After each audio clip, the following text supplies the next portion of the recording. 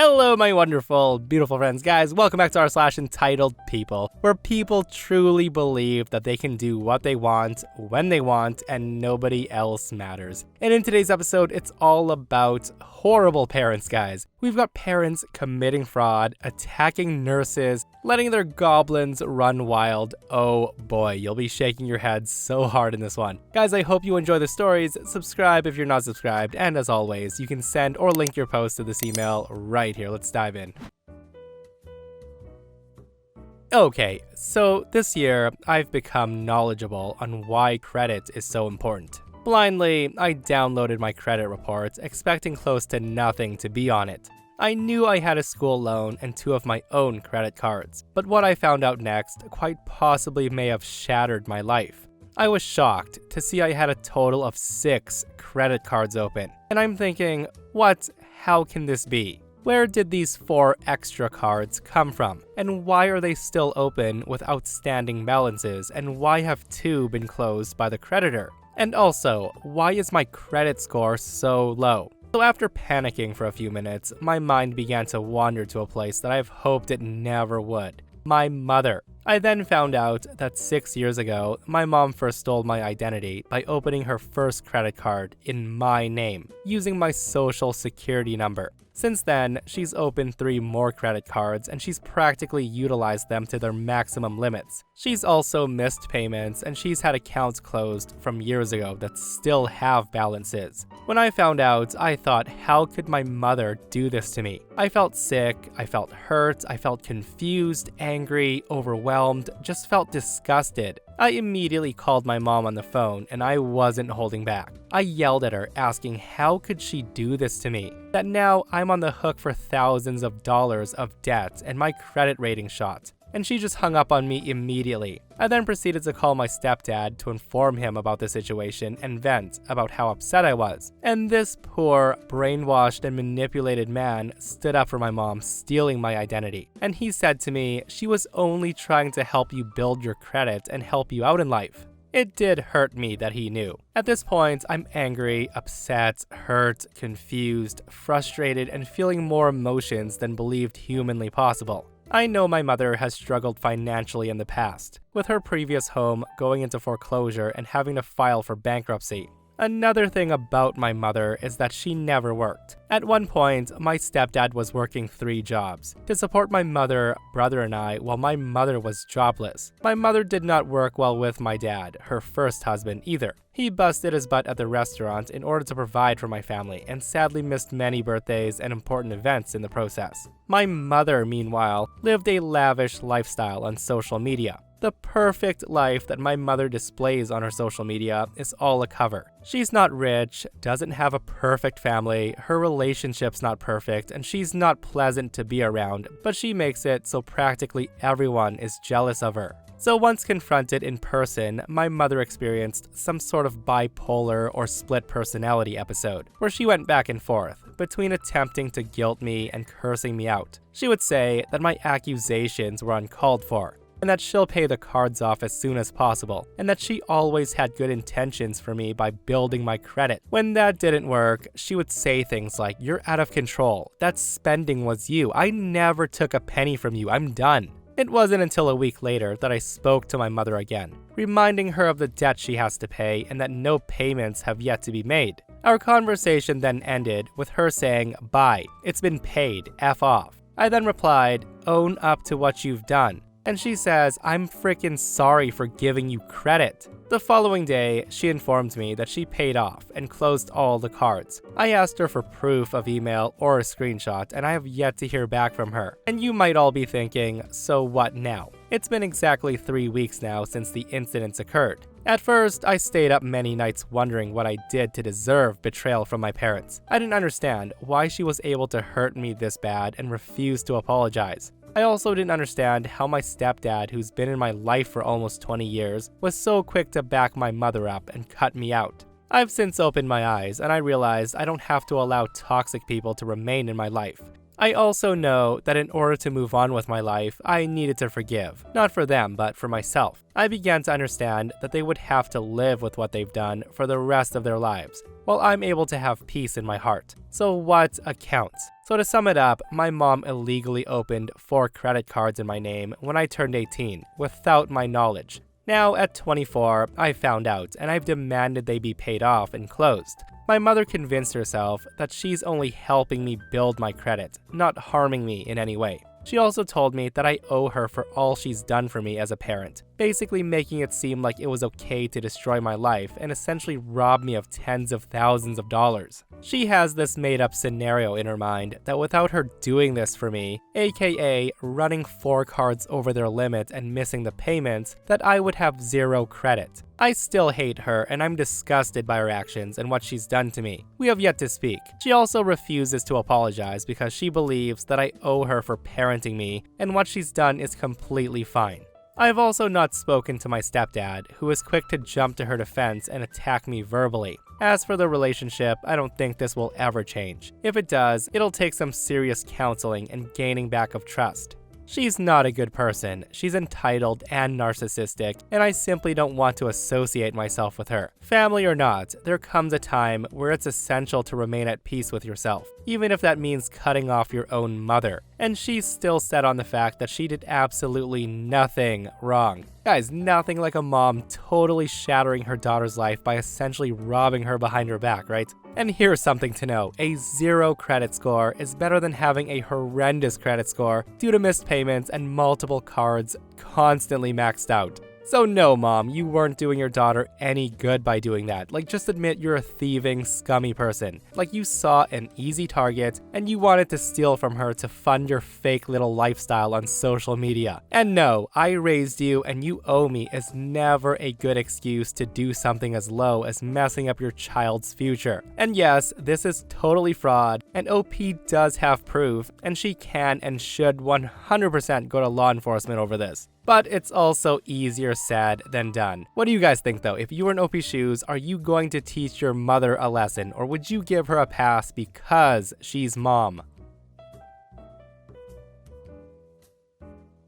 So for some context, I work at a busy medical clinic that has its own standalone entity, no hospital attached to the clinic. We have 50 plus rooms being used at any given time, and we have an urgent care that allows for walk-in appointments. So yesterday, I was asked if I was able to stay after my normal shift to cover urgent care, as the person working had a sick kid. Now that's not a problem. I do this all the time, and I'm happy with the overtime. Yesterday, we saw basically no one after 4 p.m. We're open until 10 p.m. All that changes when 45 seconds prior to closing, in comes Boomer Karen, her husband, son-in-law, and 2 grandchildren. I hear, "Glad we made it. Looks like you guys were just about to go home."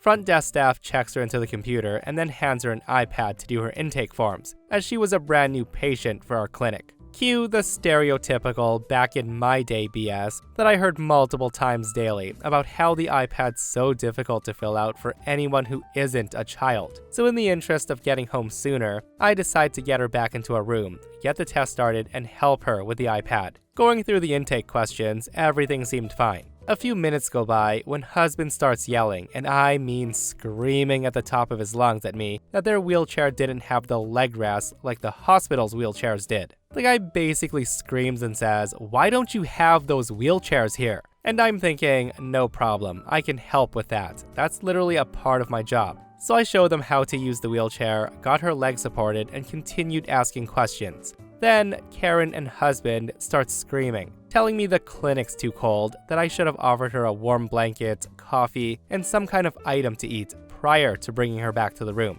Like this is a 5-star restaurant or resort. At this point, I was flabbergasted. I've spent 15 minutes in the room with the patient, helping with the iPad and explaining, a friend who you treated like family and had cancer has no medical relevance to your medical history, and trying to keep the rest of the family comfortable as their wife, mother-in-law, and grandmother was being treated. I then look at them and said, "We don't have any warm blankets. This is not an emergency room or a surgical center, but I can find a few gowns or towels we can use as blankets." But no, continued screaming and yelling.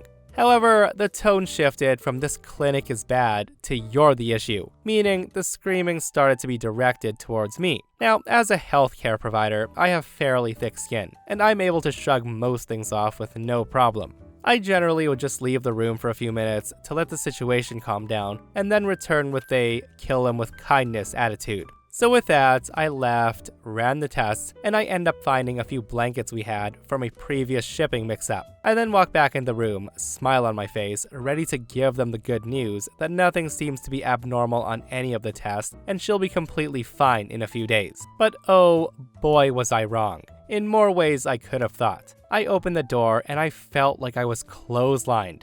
I stumbled backwards, supporting myself with the door, and I look up to see the husband going in for another punch. A total of 3 hard blows connected with my face before son-in-law was able to hold husband back enough for me to leave the room. We have panic buttons placed around the clinic, and I told one of the clinic staff to call the police and push the panic button. I told them that under no circumstances do you enter that room. A few minutes go by and you hear sirens approaching, shortly followed by 3 police officers coming into the clinic. I explain the situation to police and explain that I'm not looking to press charges, I just want husband removed from the location so I can treat his wife.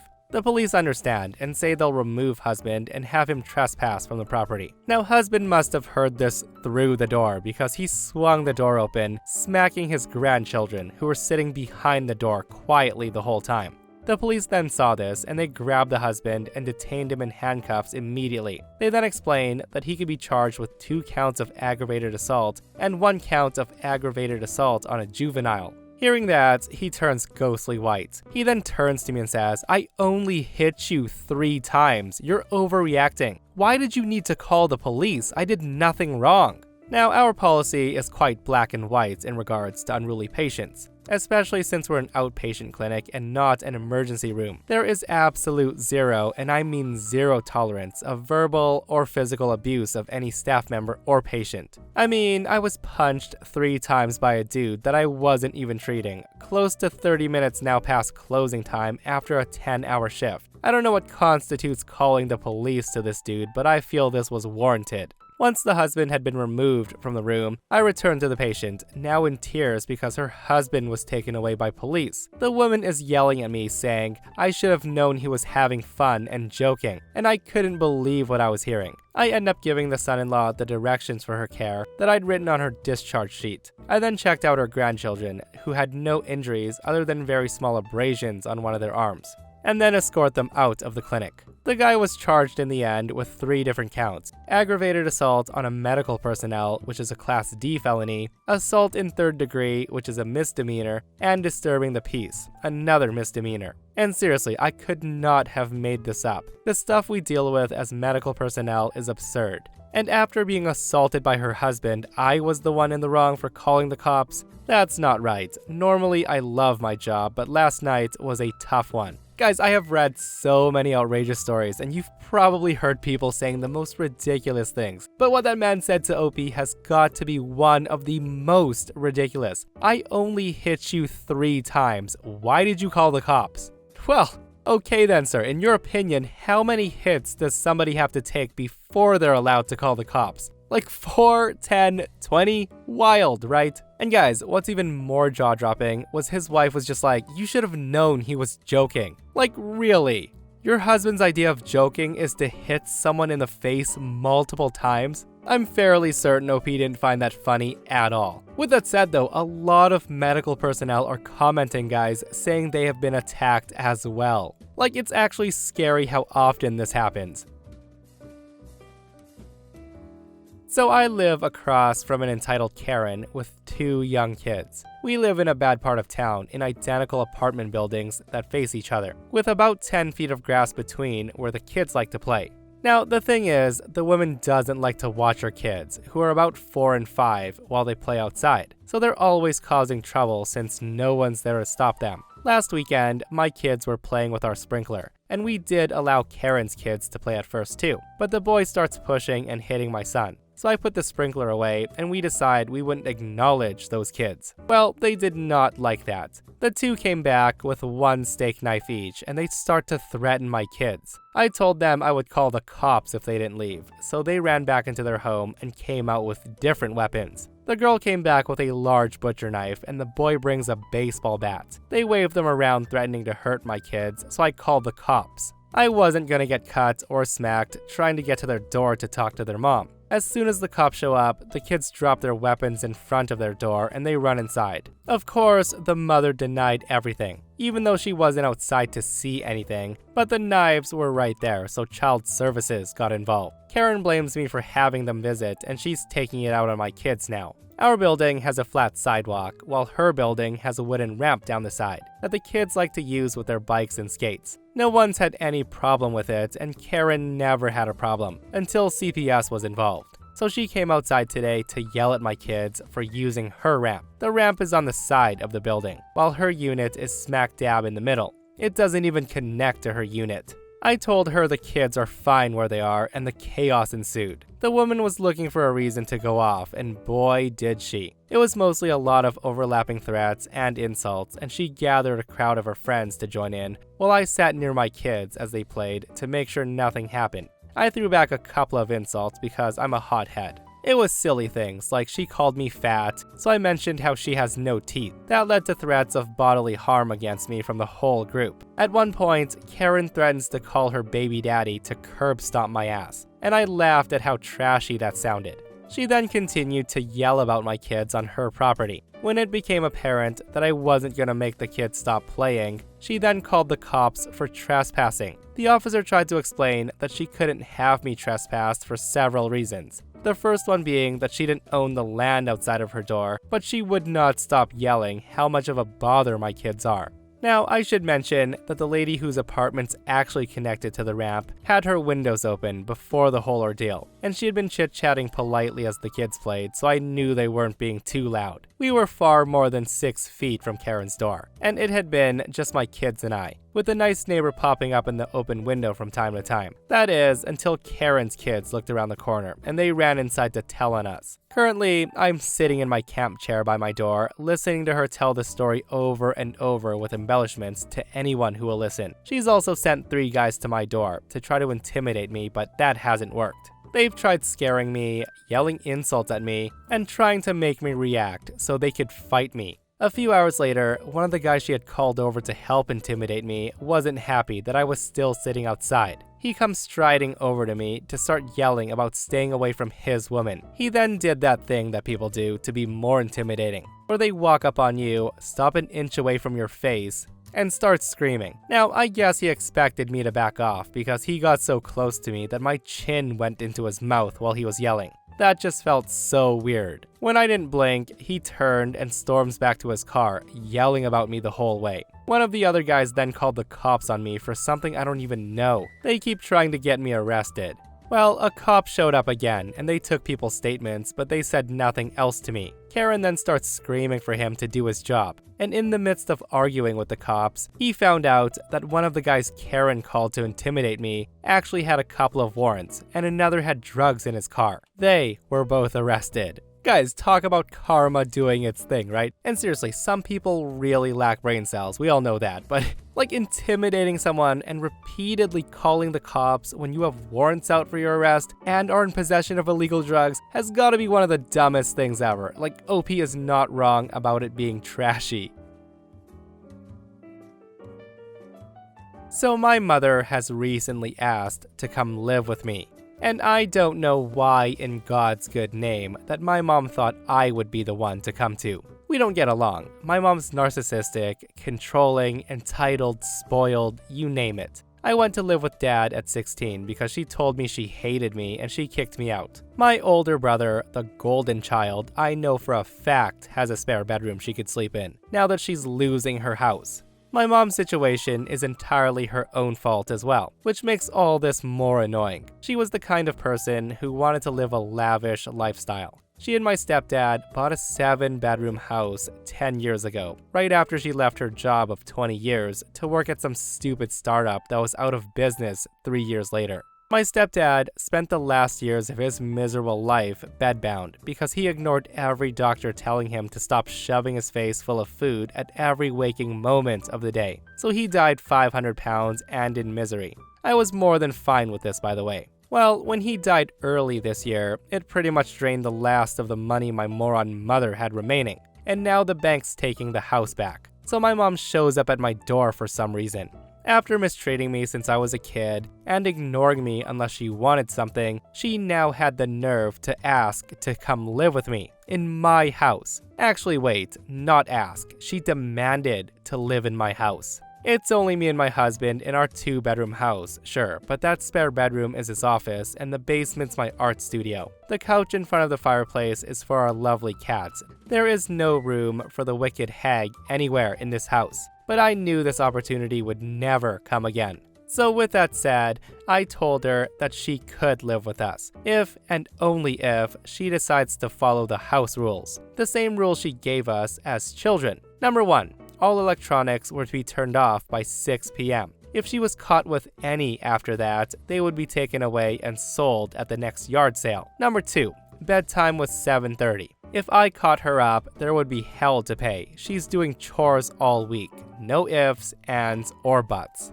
Number 3, she may only shower for 5 minutes once every 3 days, and I'll be waiting outside the door to knock if she even goes a second over. Number 4, all chores must be done the moment she wakes up. If I roll out of bed and they're not done, she will not be getting meals for the day. Number 5, she must make sure that she's alert at all times. If hubby or I need something done, it's to be done right at that moment. There is no in a minute, hold on a second, nothing. She does it right when we ask, or she will lose her bedding privileges for the night. Number 6, she will be in charge of cooking 1 meal per day that I choose. If it's not made to my liking, she will not be allowed to join us, and instead, she'll eat the frozen meal available in the freezer. Number 7, I'll be reading all of her texts, mail, messages, and emails. I'll give her the ones I deem acceptable communication under my roof. Number 8, her car will be my own personal travel car, and she'll also have to drive wherever I want to go. And she'll still have to pay for gas. And last but not least, if at any point she displeases me, I'll be calling my brother to pick her up from a nearby gas station, and I will get to choose what she takes to put in her torn up backpack before dropping her off without looking back. My mother called me a monster, told me these conditions were inhumane, and then asked if I was insane. That's when I told her that these were the exact living conditions that I lived under for years as a teenager. The exact conditions that she tormented me with for years until she finally let me go live with the one parent that loved me. That these would be the conditions that she would suffer under if she dared to ask me to home her worthless, joy-sucking soul. And honestly, I don't know where she went after she stormed out of my house. My brother called me laughing, and he told me that I have the biggest balls in the family for the stunt I pulled. From the sounds of it though, none of my siblings even want our mother to live with them. And I could not care less. I hope she finds a nice park bench to stay on. Bravo, OP. And honestly, I'm so freaking happy to hear that OP's in such a great place now, and she can throw it back in her mother's face like that. Sounds like she got what she deserved. And this person shares their story and says, I did the same thing with my mother. She was with a group of her friends at a restaurant, and I end up being the next table over, so we joined together. She then teasingly said to her friends, I don't need a retirement plan, I have a daughter. I just laughed hard and said, I'll treat you in your retirement the same way you treated me as a child. Her friends then said, oh, how sweet. And that's when I continued and said, not allowed to be out after dark, not allowed to be in the house between 10 a.m. and 5 p.m. as the door will be locked, must pay half of all the bills, must buy me a gift every month to show you love me, must live in either my closet or my storage room and not allowed to touch any of my stuff there, and must cook all your meals and buy all your food. She had a horrified look on her face. Her friends then looked at her in disgust and one by one started demanding their check and left. That's when one of her friends with guts said, well, it looks like you're going into a home when you're old. I then say, oh, she's way too in debt for that. I'm not paying for it. So yeah, she left, leaving me to pay her bill, of course. We don't talk anymore now. And that, my friends, brings us to another end of r/entitled people, guys. I hope you enjoyed today's stories. If you did, hit that thumbs up. And if you're not subscribed, consider subscribing so you don't miss these crazy, crazy stories. And if you missed the last episode on the channel, it's another r/entitled people episode, where a smug Karen berates OP for not doing their job, but little does she know, OP is disabled. It's such a wild story, so go check it out if you haven't, and myself and Stevie Boy will see you guys in the next one. We love you.